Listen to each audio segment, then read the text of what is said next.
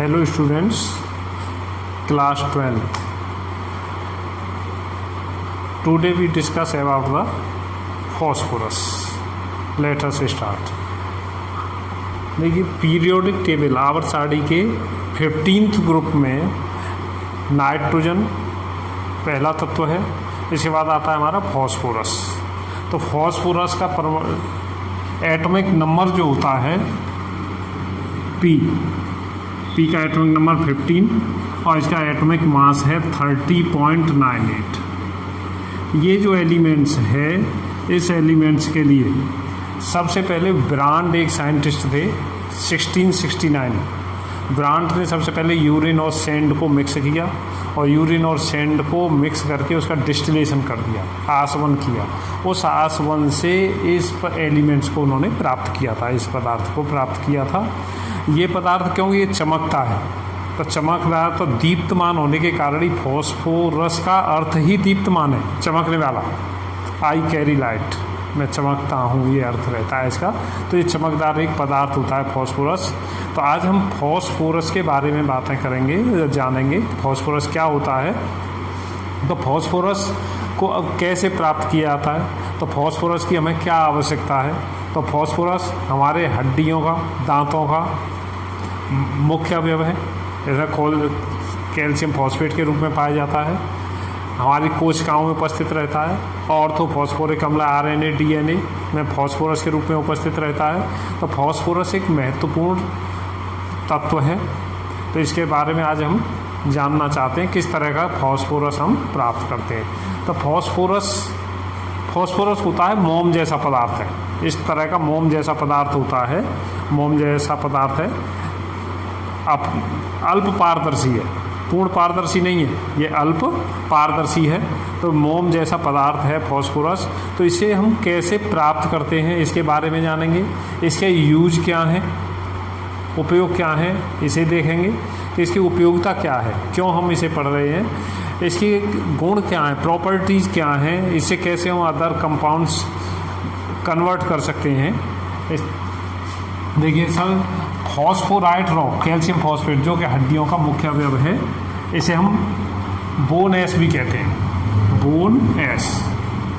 तो bone S है, तो बोन एस को सांद्र H2SO4 के साथ अगर हम गर्म कर दें तो गर्म करने पर ऑर्थोफॉस्फोरिक अम्ल बनेगा H3PO4, और H3PO4 को गर्म कर देते हैं तो मेटा फॉस्फोरिक अम्ल बनता है HPO3। HPO3 का अपचयन कर दिया जाता है। तो अपचयन करने पर हमें सफ़ेद फॉस्फोरस या श्वेत फॉस्फोरस प्राप्त होगा।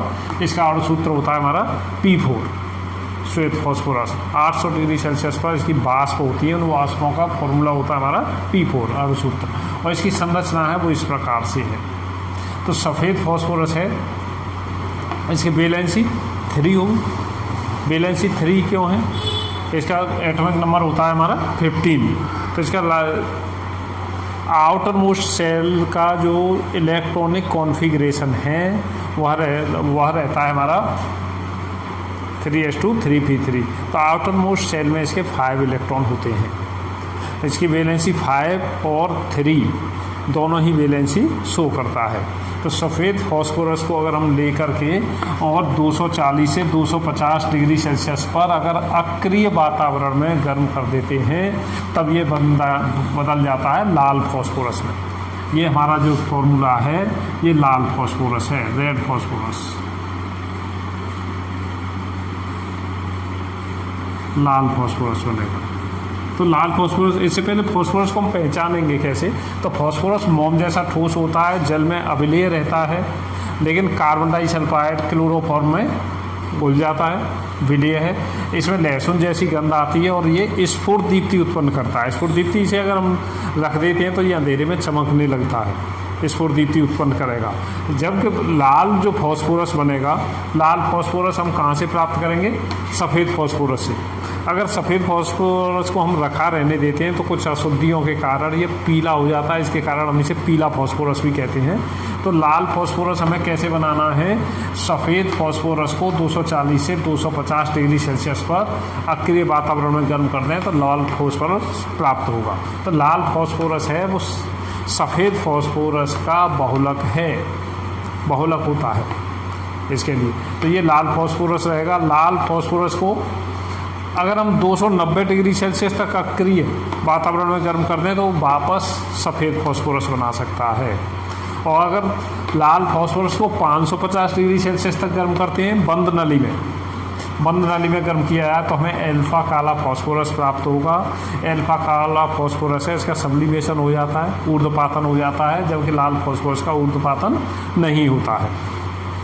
यदि सफ़ेद फॉस्फोरस को 200 डिग्री सेल्सियस तक उच्च दाब पर गर्म करते हैं तो हमें बीटा काला फॉस्फोरस प्राप्त होता है।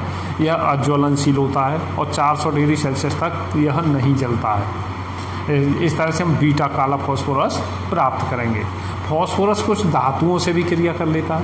धातुओं से क्रिया करेगा तो जैसे सोडियम से क्रिया करता है तो Na3P बनाएगा, सोडियम फॉस्फाइड द्विअंगी यौगिक होते हैं फॉस्फाइड, जिसमें एक अवयव फॉस्फोरस अवश्य होता है। ऐसे यौगिकों को हम फॉस्फाइड कहते हैं। तो कैल्शियम के साथ अगर हम फॉस्फेट फॉस्फोरस की क्रिया कराते हैं तो ये Ca3P2 यौगिक बनाता है।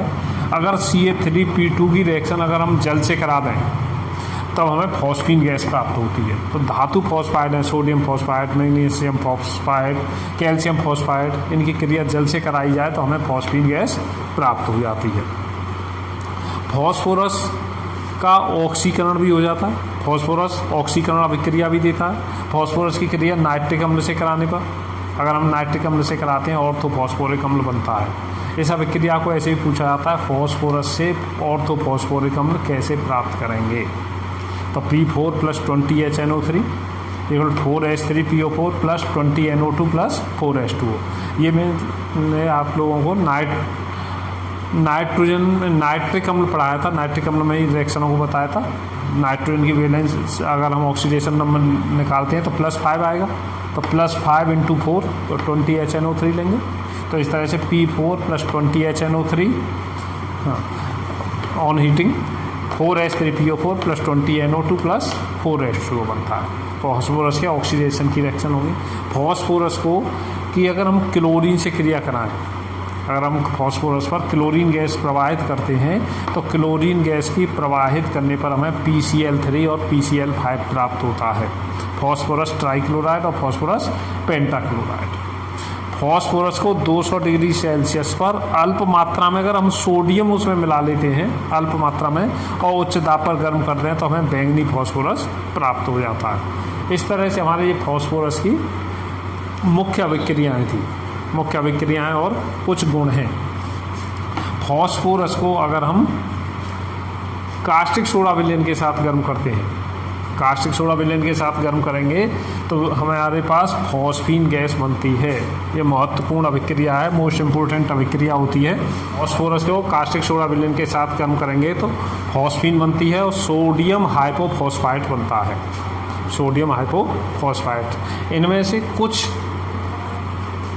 मात्रा में P2H4 भी बनता है। फॉस्फोरस है तो NaOH के साथ रिएक्शन करके P2H4 भी बनाता है। फॉस्फोनियम हाइड्राइड, फॉस्फोरस हाइड्राइड बनाएगा। कुछ मात्रा में इसमें हाइड्रोजन गैस भी निकलती है।